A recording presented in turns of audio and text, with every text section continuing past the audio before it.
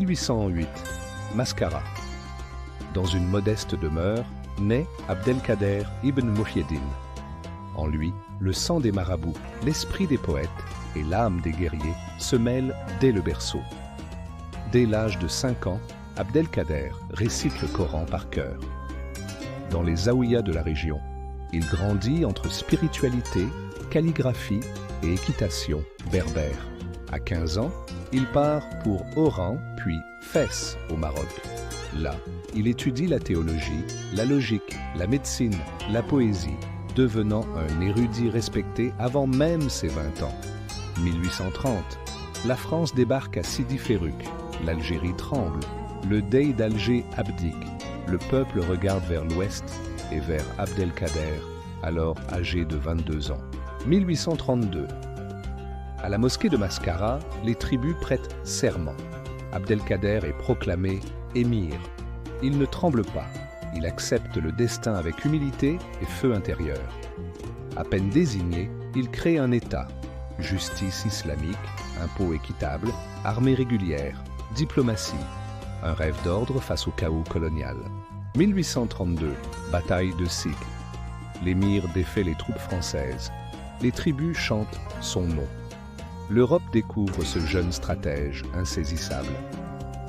En 1834, la France, étonnée, négocie.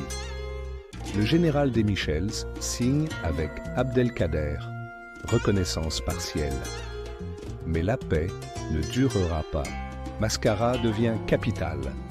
Sous les tentes, on frappe la monnaie, enseigne la science, écrit la loi. L'émir invente un État sans mur.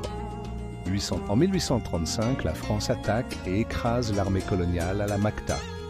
L'émir, malgré sa victoire, reste honorable et calme. De l'année 1835 à 1837, la guerre s'intensifie. Tlemcen, Oran, Mascara sont assiégés. L'émir défie Bugeaud, mais aussi la faim, la trahison et le feu.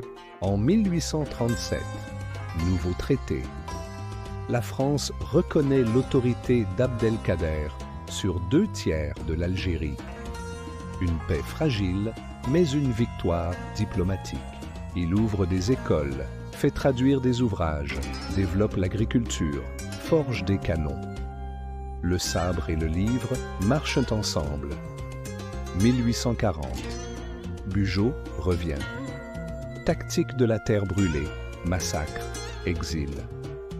L'émir répond par une résistance mobile, presque mystique. Les flammes dévorent les villages, les prières se perdent dans la cendre. L'émir, le regard sombre, comprend l'issue. Il change de cap, sauve les siens. Lui et ses hommes disparaissent dans la nuit, fiers, insoumis, portés par un serment d'honneur. Abdelkader disparaît dans la Hagar. Il devient légende vivante. Chaque attaque est un coup de foudre.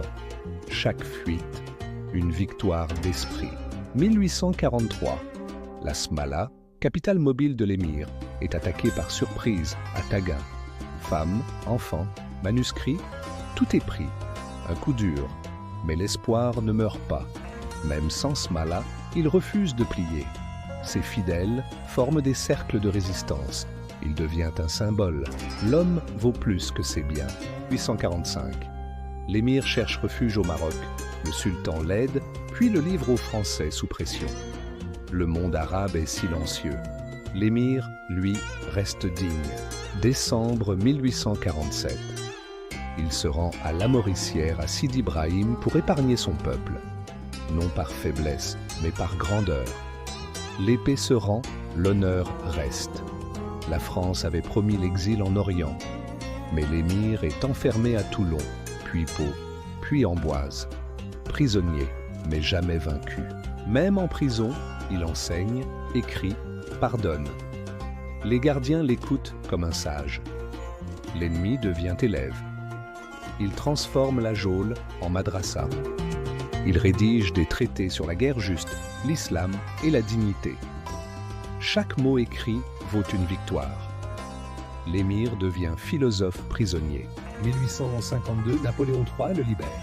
Il part enfin en exil à Damas. La foule en France l'acclame. Même l'ennemi salue le géant. À Damas, il vit simplement. Enseigne, soigne, écrit. Il devient un homme de paix. Mais l'histoire lui réserve encore une épreuve terrible. 1860. Des émeutes éclatent à Damas. Des milliers de chrétiens sont menacés. L'émir les cache, les défend, les protège au péril de sa vie. Le monde s'émerveille. Le pape, les rois, les journaux saluent son courage. Abdelkader devient un symbole universel d'humanité. Il défend un islam spirituel, éclairé, fondé sur le dialogue. Il échange avec les penseurs européens. C'est un pont entre les civilisations. Vers 1880, sa santé décline, mais il continue à écrire à ses enfants, à ses anciens compagnons, transmettant sagesse et foi inébranlable.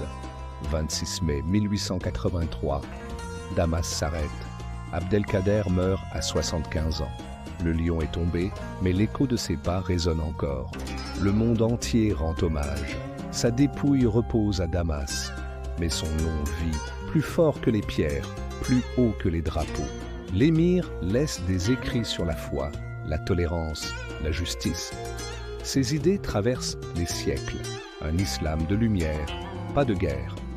De Martin Luther King à Gandhi, tous saluent l'émir. Il incarne la résistance éthique, le courage sans haine, le combat avec dignité. Après l'indépendance en 1962, l'Algérie lui rend hommage. Son visage devient symbole de liberté, de foi et d'honneur. En 1965, ses restes reviennent enfin. L'Algérie l'accueille en silence. Le peuple pleure. La terre pleure. La patrie reconnaît enfin son fils. Des écoles, des rues, des institutions portent son nom. Sa pensée inspire les jeunes générations en quête de sens et d'identité. Musulmans, soufis, résistants, penseurs. Abdelkader transcende les étiquettes. Il incarne une humanité profonde et courageuse. Il fut l'épée et la plume, le cri de guerre et la prière. Une âme rare. Le vrai héros n'est pas celui qui détruit, mais celui qui éclaire. Aujourd'hui encore, dans chaque coin d'Algérie, des conteurs racontent sa légende. Car un homme meurt, mais pas sa mémoire. Tant que l'Algérie se souvient, Abdelkader vit. Il est la racine et le feu, le passé qui éclaire l'avenir. Si tu vois l'injustice et que tu ne la combats pas, tu es complice. Émir Abdelkader. Abonne-toi pour découvrir une autre grande âme algérienne.